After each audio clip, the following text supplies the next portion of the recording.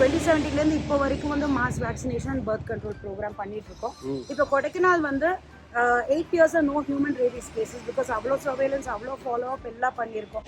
நிறைய சிட்டிஸில் வந்து இப்போ டாக் பைட் நடந்ததுன்னா ஹாஸ்பிட்டல்ஸில் வந்து அவங்க சம்டைம்ஸ் கால் பண்ணி சொல்ல மாட்டாங்க, நீங்கள் இன்னொரு செகண்ட் டோஸ் எடுக்கணும், உங்களோட 3rd டோஸ் முடியல, அதெல்லாம் சொல்ல மாட்டாங்க. இங்கே வந்து எப்படின்னா டாக் பைட் கேஸ் வந்து எங்களுக்கு கவர்மெண்ட் ஹாஸ்பிட்டல் மற்ற ப்ரைவேட் இதுலேருந்து எங்களுக்கு ஃபோன் பண்ணிடுவாங்க.